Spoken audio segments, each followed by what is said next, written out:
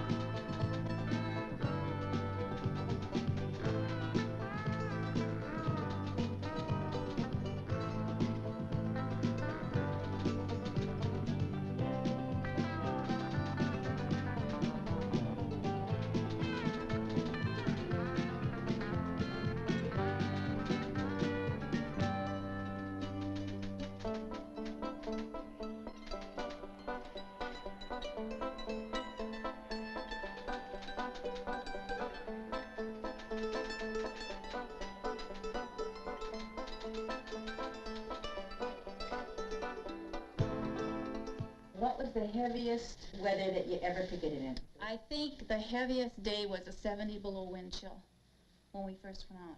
What do you do in 70 below? In 70 below, you walk real fast and constantly. And that keeps you warm. You can't stand and talk or, you know, do a lot of gibbering. You just walk, and then you wear a face mask that will cover all but your eyes. How often have you picketed? Every day. We're not like another union local in that they're probably, and most of them are from 200 to 500 members, maybe more. So they have that many people to run their strike. They have a committee for publicity. They have one for raising money. They have one for picketing. We do it all.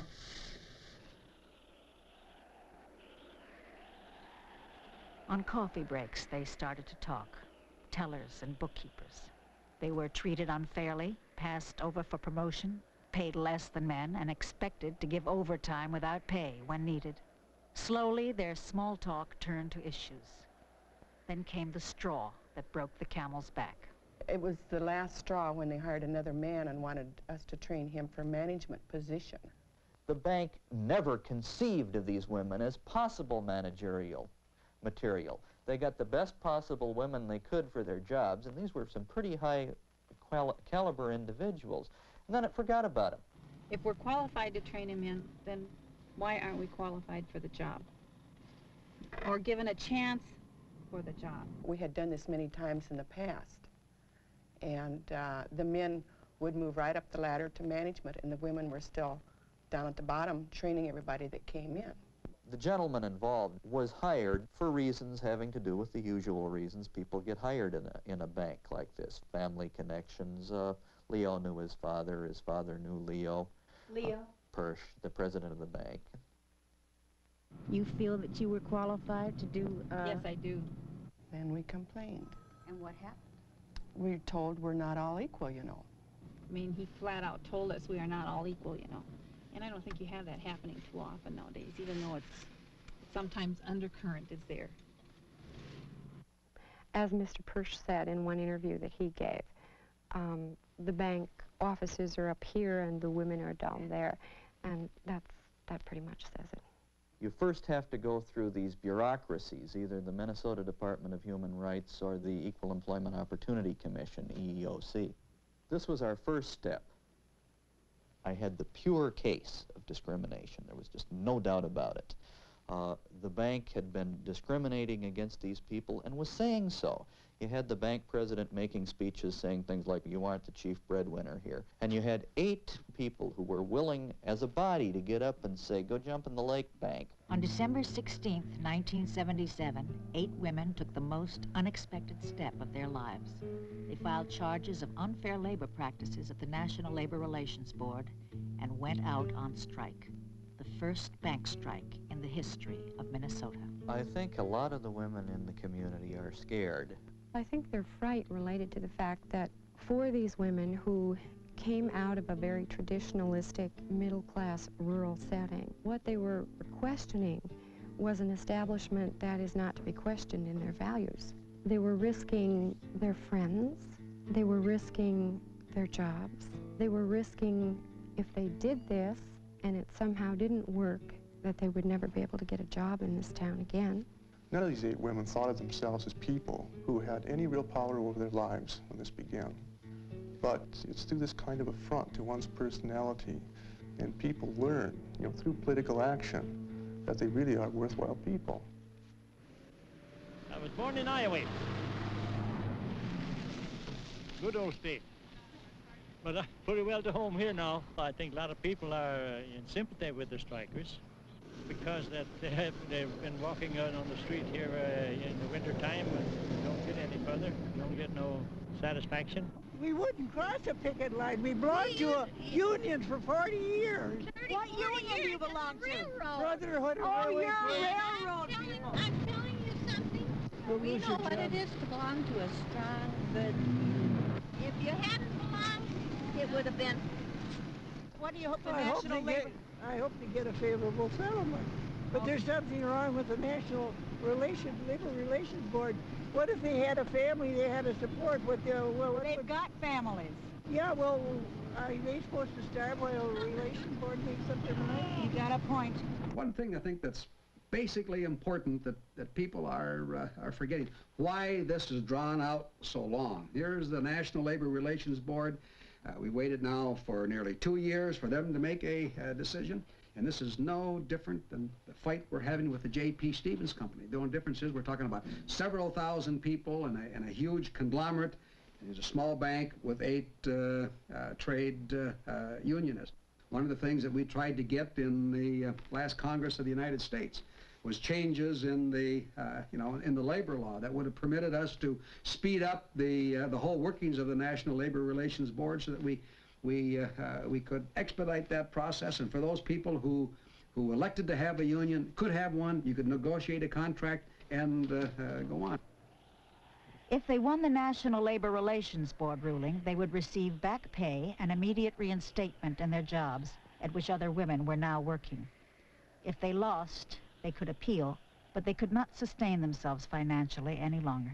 Now, true, we did get a settlement from the EEOC, which kept them alive basically through January, but they've had to live almost entirely on contributions. What kind of a 2 years has it been? Long, very long. Very hard times. It's rough. It's really rough. But you learn to budget. Actually, it's good for the soul. What's the one that's out of your budget right at this point? Anything over 23 cents a can, but I was looking at the vegetable beef, and that was a little bit more. What happened? What made you mad? Somebody was taking some of my independence and freedom away by saying that I could not and would not be able to apply for a position. They were taking away what working is all about and was saying that I would be stagnant in my job. And I cannot stand stagnance. I have to grow and be able to live and breathe and be free, or else I just wither and die. Did you break up with your husband during the strike? Yes. How did your church react to that? My pastor gave me this book to help me. I suddenly realized what was wrong in our family. I had been out from under my husband's authority, and we were all suffering because of it. And another one, when a woman has a truly submissive spirit, she has far greater power to appeal than most people realize. My pastor stressed that commitments that were made during the ceremony were stronger than the necessity for love in a marriage. You mean that love was not necessary? That's right. Love was not that necessary in a marriage, so long as you stress the commitments. Are you all members of a church? Mm-hmm. Yes. Every single one? Yes. Mm-hmm. Are you all members of different churches? Yes, I think we have a Lutheran, a couple Lutherans, Christian Reformed, Free no. Catholic, just Methodist. Are you all religious? I think we're religious in our own way, in our own private ways, yeah. Sing that one more time? We're doing that one pretty good. We're going to sing this for Easter, so we really got to learn the words. Hosanna, Hosanna, the children sing. Hosanna, Hosanna, to Jesus Christ our King. Their King, okay? I didn't know how my church felt. I mean, I knew how my minister felt, and I kind of, I knew how my parents felt. My father felt okay about it. My mother was kind of reserved about it because, she's never worked outside of the home and hated to see me fighting. But then when I had the meeting with the board of the church about filming in the church, I found out that there are people that think it's all right.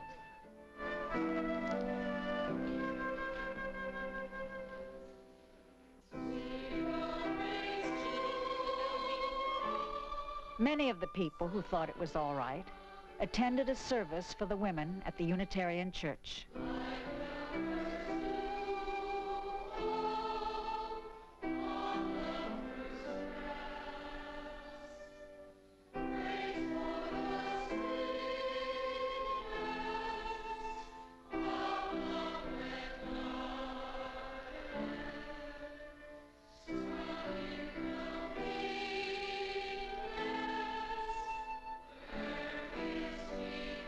And now I'd like to introduce Glennis Andreessen. Well, I guess now's the time to give Irene a formal apology for throwing the snowball which gave her her cold. We have not been asked to speak to any congregation in Willmar but for here. And we want to thank you very much for letting us share things with you. Thank you.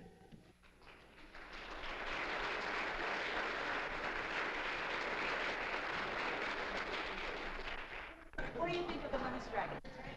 If the story, the way it's been conveyed to us, is true, I think they've got all the right in the world to do what they're doing. Okay. I wish them luck. They're doing the work of a man. They should be paid.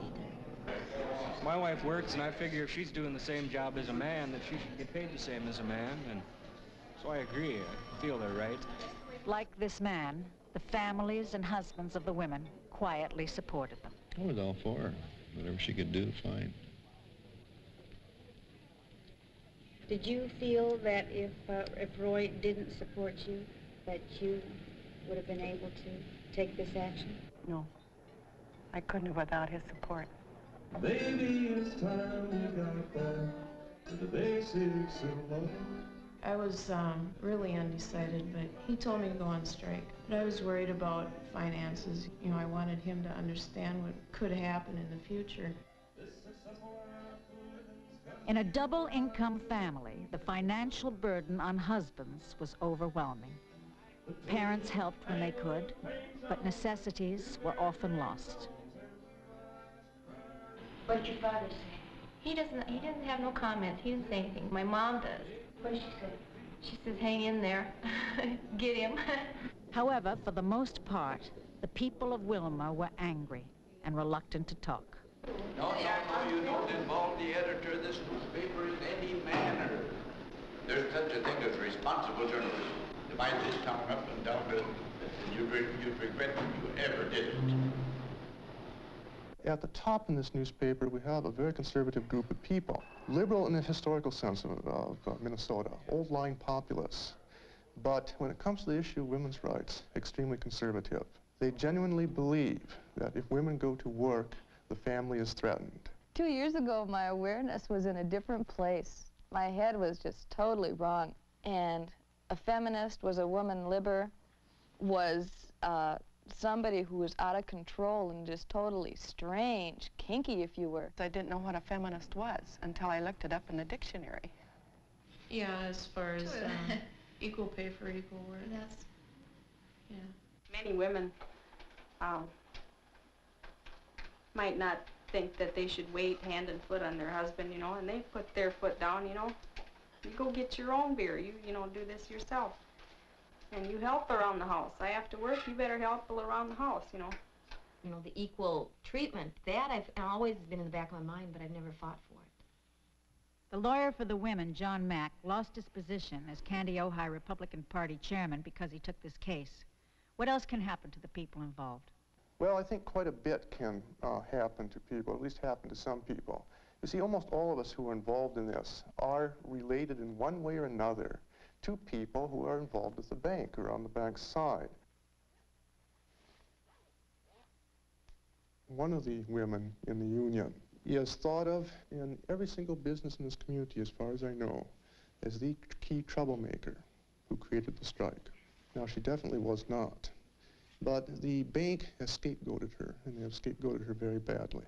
There has been the threat that if a striker would try to sell their home, that they would be put in a position where they could not do it. Now, that threat has never been carried out, but the threat has been made. She keeps the spirit up a lot of times on the picket line when it gets down. She's helped us out in a lot of problems. I mean, she's been having a lot of problems with that home, and it's been rough.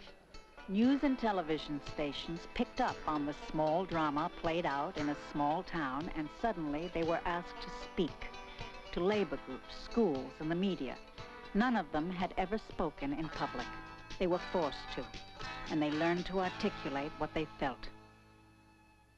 It's always been a hot subject to handle, and nobody has really had the guts to go out and hit the banking institution, the cornerstone of America. So a man who has never been in a bank, at least as an employee before, comes in, and a 19-year veteran who's making $575 a month is asked to train this man who at the entry level is making $700, and presumably he then would be promoted to perhaps cashier, teller. Are you married, Miss Yes, Wallen? 21 years. Kids? 3. Yeah. Housewife, Minnesota? Yes. Children? Probably in the church choir, the whole business. Yeah. In what union are you now? Welcome to the Willmar Bank Employees Association Local 1. You formed your own then? Yes, we did. Were you ever involved with any political activities before? No. Nothing. No, I thought politics were boring. Never. I very seldom even read the newspaper. If it's on TV, I like to turn the channel. No. No, I wasn't either. So this is the first time? Yes. No, not at all. Not in anything. The most I was involved in politics was to vote. What are you reading nowadays? Saul Alinsky, Reveille for Radicals, if you can believe it. Quite a stray point, huh? It's a big contrast. Mike Persh gave it to me, son of the bank president, Leo Persh. Mike, what is it in a family that forms a bank president on one side and a labor representative on another? I hate injustice. Some time ago I decided that making money wasn't that important. He's a business agent, an organizer for a local union down in Rochester, Minnesota. Very supportive of the strike. If they had wanted to settle, the board of directors of the bank, they could have turned it around into something beneficial to themselves. Say, hey, we made a mistake, we're going to right the wrong, and you know, we're not going to be what we were before. But they took it personally, that how could my employees do this to me? I'm going to try and talk to the president, all right? I want to see, at least if we can, these women claim, hello? Yes? Hi, is this Citizens National Bank of Willmar? Hello? Yes? Mr. Persh, please. May I ask who's calling? Yes, this is Phil Donahue, the TV guy. Okay. I'm sorry, but Mr. Persh is busy at the moment. We're doing a program here, and as you know, we've invited Mr. Persh to be on the program, and we weren't successful. I know he's busy, and I do not expect him to drop everything to run down here. And I don't want to appear to be steamrolling you here, but we have two women here who are sincerely offering the information to us that your bank has been unfair to them. And we would just like, doesn't Mr. Persh have a minute and a half for us on the telephone to at least give us his position on this issue? What do you think? Just a minute, please. No, he's in a meeting right now. Would it be possible to chat with Mr. Persh later on today? No, I don't think so. How about tomorrow? No. Okay. I don't believe so. Yeah, you know, we've been trying for 2 days now to reach Mr. Persh without success. Well, he's been out of the office. Okay. All right. All right. That's it? All right. Thank you. We'll be back in just a minute.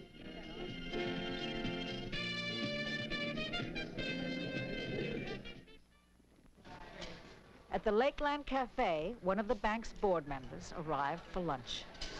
Mr. Hall? I'm Lee Grant. Yes, how are you? We've been trying to get in touch with you to have you a comment about the strike. Yeah, well, the board decided not to make any comments yesterday. I see. So it means that you won't be meeting with us to talk. Right. Well, all right.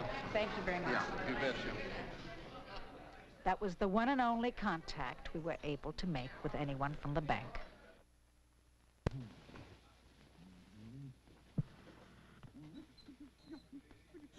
Lee, what's a sacrifice? How do you spend your day? Who you talking to? You? Me? During the week, do you mean? Yeah. Oh, at the labor home and then come home. Watch TV, mostly. You this? Yeah. I'm addicted, I guess. How many hours a day? It's all evening. So I'd say about 6 hours. Do you wear all those earrings, Jane? I don't go very many places anymore to wear earrings. Why? Can't afford to go out. Who gave you the Valentine? My Jane? boyfriend. Are you glad that you stuck it out? Sometimes you really get frustrated, and you can't wait till it's all over. And you can hopefully go back to work and just start leading a normal life, I guess. Would you do it again? No, I don't think so.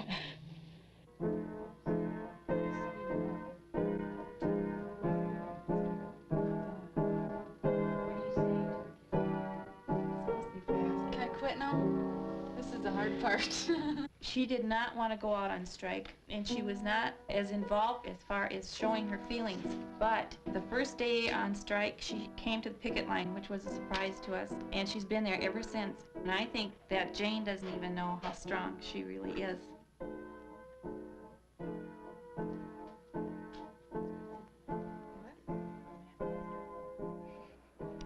For a while, the NOW organization, regarded as a coven of ultra-radicals in Willmar, were the only ones to join them on the picket line. Then slowly, the giant labor organizations became aware of the small group and periodically responded to them, but could not give them protection. The ultimate step of absorbing the vulnerable 8-member union into a parent body that could have an effect on the bank. And they're never going to belong to the UAW, I know that. Why? Well, it's just that our union doesn't get involved in that type of organization. We keep pretty much the factory people. But when we see people, no matter who they are, getting stepped on and mistreated by employers, I just feel that we have an obligation as human beings to help them out. And that's the only reason we're up there. We regard them as part of the family. Then there isn't like a problem thinking of them as a feminist group. Or they're trade unionists.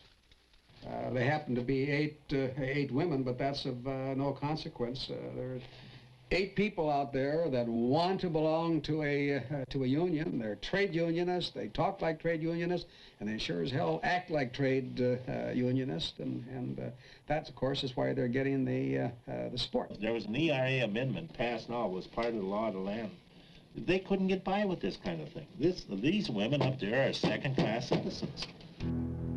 Take this job and shove it. I ain't working here no more. UAW sent 30 volunteers who drove 100 miles to Willmar to march down the parade route.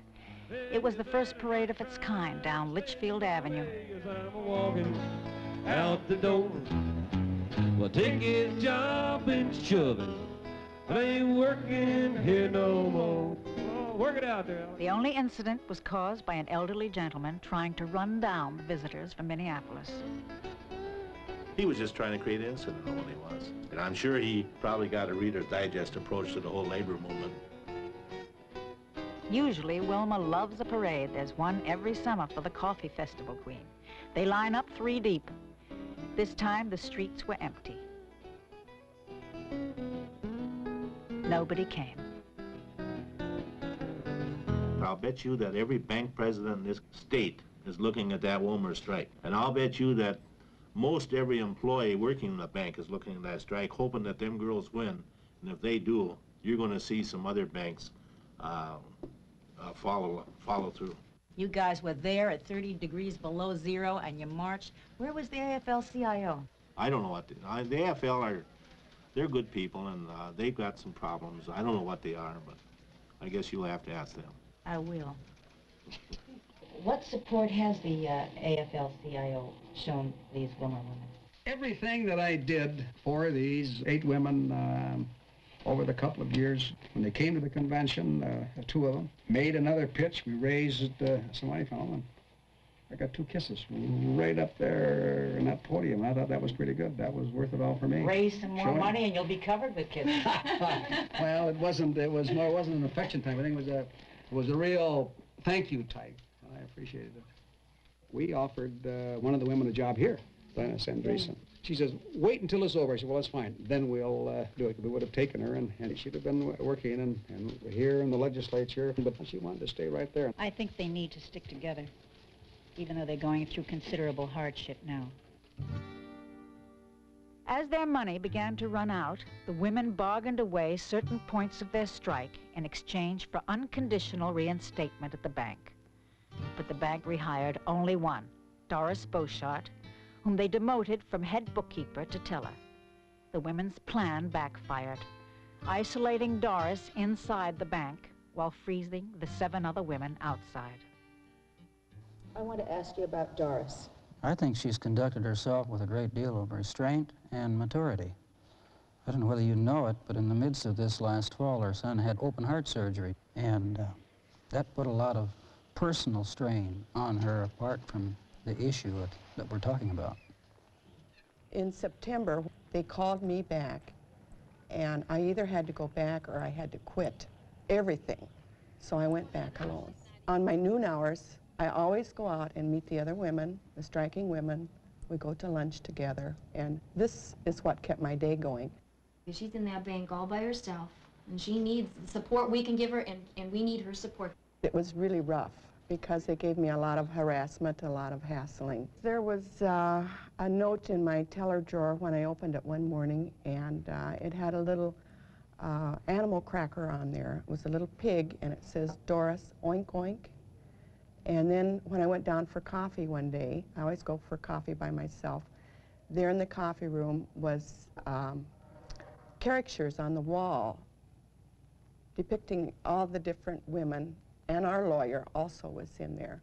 And they had them as clowns and cats and foxes and wolves and little girls with pigtails and different things like this.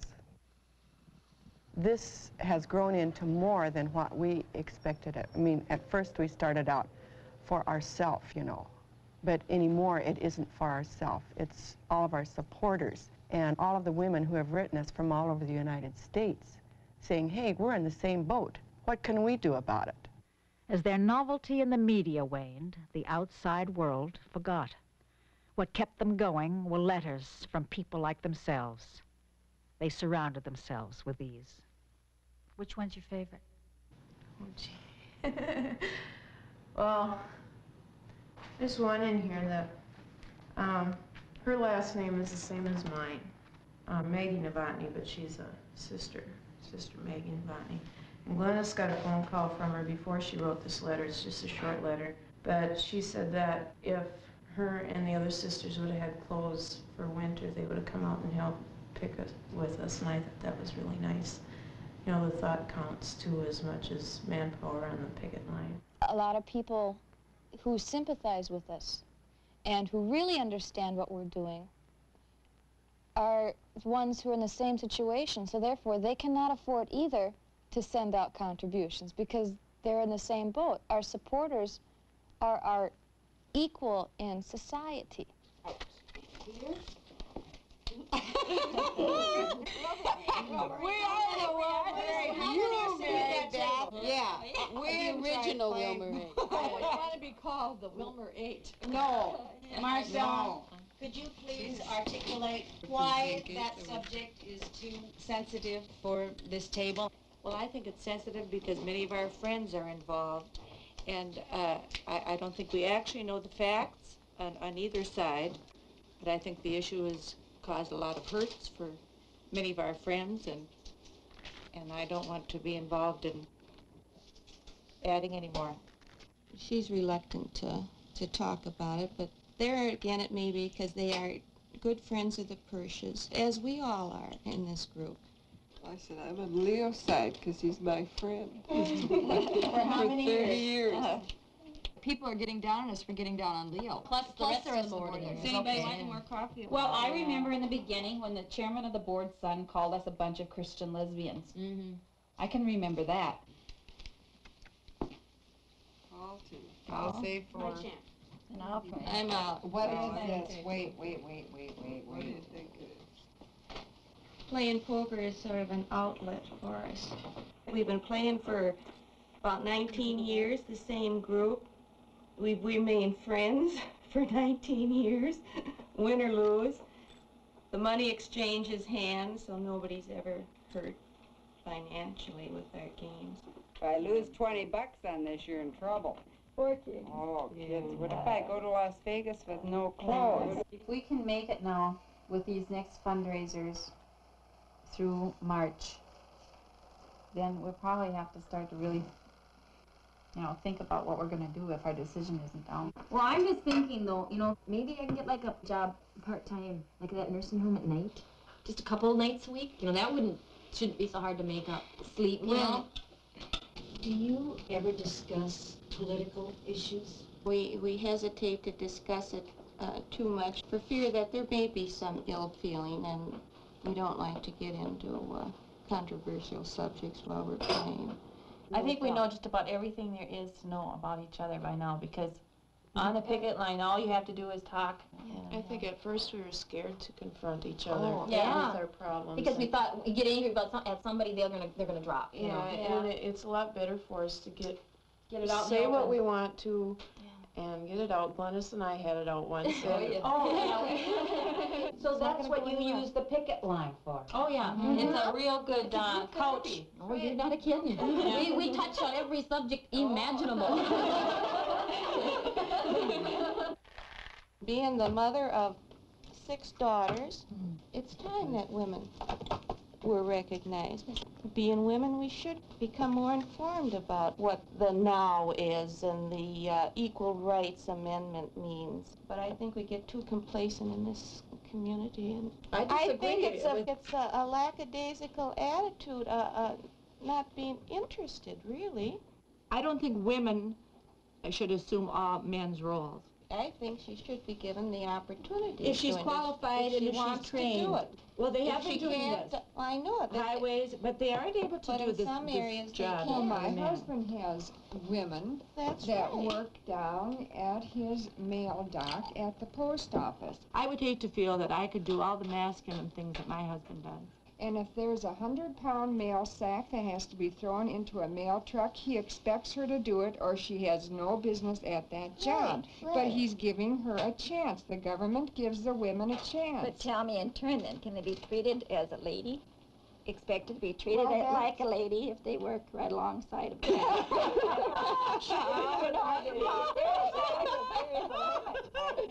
For anybody who wants to know, White Drug is taking inventory. There might be something if somebody's got Oh, it. that's like Thursday, nice. Thursday, if you want to call right away today. I'm not sure they're going to hire the Willmar aide for that. I really have my doubts.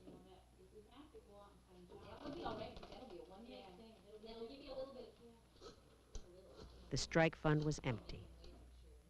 Full-time work outside Willmar would separate them. Part-time work in Willmar seemed impossible to find. Glennis was calling about an inventory job at White Drug. I don't feel any need for an outside job. I love my husband, I love my children, I love cleaning my house. I get a lot of satisfaction out of that. And I don't think I have to make any excuse to ladies. I think that when you feel confident in yourself, you can be assertive in a nice way without being overly aggressive. What is that? Not only here, it's all over. They're having assertiveness classes. And most of these classes are attended by women. They can be recognized for their assertiveness, not their aggressiveness. Thank you. Bye-bye. She was told the position was filled. Well, I shouldn't say that because I want to cry. They're all filled up. But just keep checking on Thursday because a lot of times they don't show up. Yeah, people don't show up, yeah.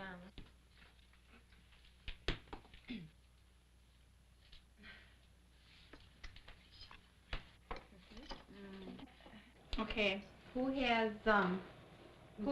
really short this payday? Who is really in trouble? I just don't know what to do. I really don't. If we're gonna we split it equally. I'll give up part of mine. I'm not going to ask you to do No, that. I know that, but everything's paid up for me. All I have is my regular bills and what You guys, I can't ask you to do that. I want to. We're in this together. That's right. Everybody knew when we went out that this might Yes. happen. You know, that you want to stay in for the duration, and we have to help Just each other take do it, because next time it might be me. Or any one of us. How much can you get along without tearing? I'll take like $40 off of what I'm getting, and I'll be fine with that. And if anybody else needs a little bit more, and I'm still ahead, I'll be glad to give more. Thanks a lot. Well, sometime you'll probably be able to do it for someone else, right? You better believe it. Corny keeps smiling, then that'll Yep. be me. Thanks, Aileen. You're welcome. Thanks, you guys. We're gonna make it through this thing, you know. Oh, yeah. One way or another.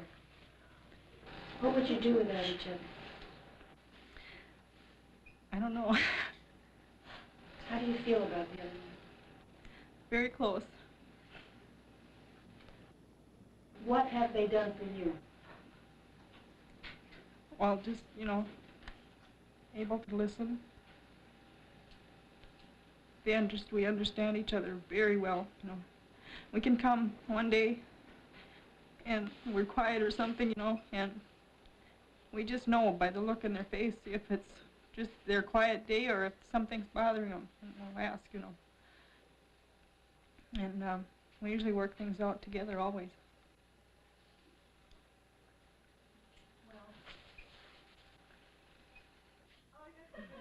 Okay. We got glasses. I mean, we don't all sit around here and cry all day. A mush pie. Mush pie for lunch.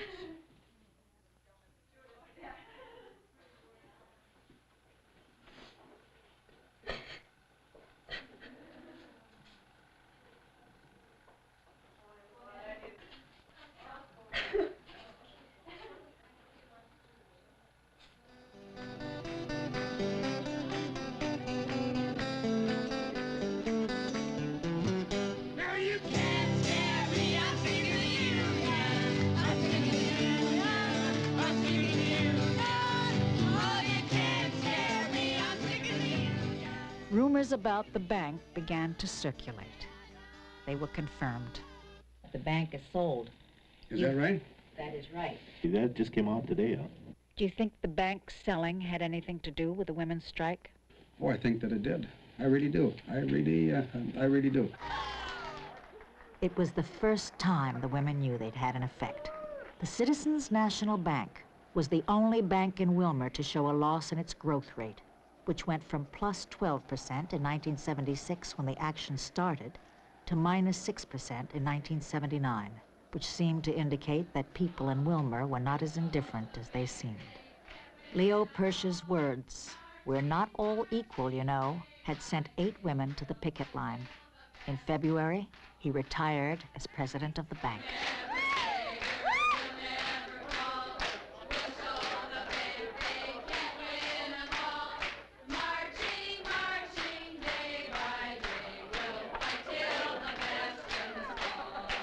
How about a nice hand with those girls that stood out there and marched around in the cold and rain, sleet and snow? Like I said earlier, they got more guts than most men do. They were unprepared for the news when it came. On March 23, 1979, Judge Elbert D. Gadsden of the National Labor Relations Board handed down his decision. He was to determine whether the women's grievances qualified as unfair labor practices, and if so, were they the cause of the strike. His decision was unfavorable to the women. He ruled that the bank had committed unfair labor practices, but they were not the cause of the strike. Among the charges he did find to be an unfair labor practice was the failure of the bank to invite the union employees to the company picnic. There would be no back pay for the women, no immediate reinstatement at their jobs.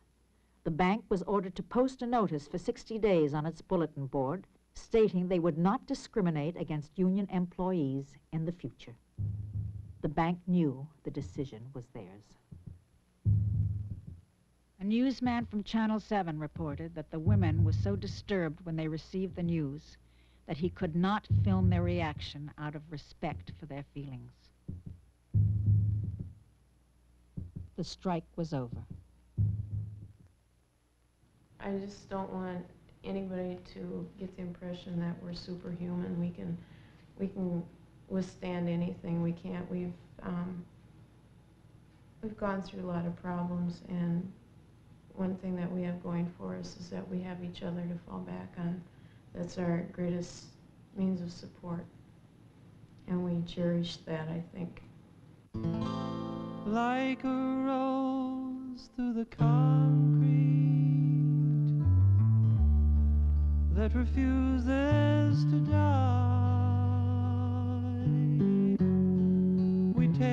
from your courage. Now we two can try, and the tears that you give us are like gifts of the rain. They nourish our spirit, so our rose may bloom again.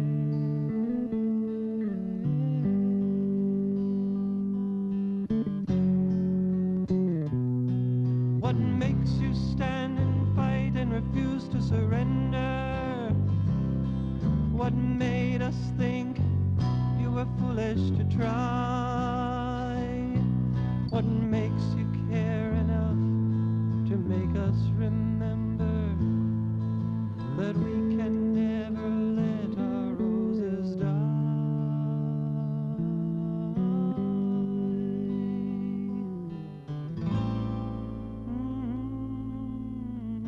There's been a reawakening of situations in banking. I've gone to another bank in Willmar, and one of the tellers asked me the same thing. Are you gonna win? And I just answered her back with a question. How are your standards here at work? Have they improved since we started this? And she goes, oh yeah. And I said, then we've won. We've won already. Like a rose through the concrete that still can believe, though they build their walls higher, though they drive you to your knees, like a rose through the concrete that refuses to die.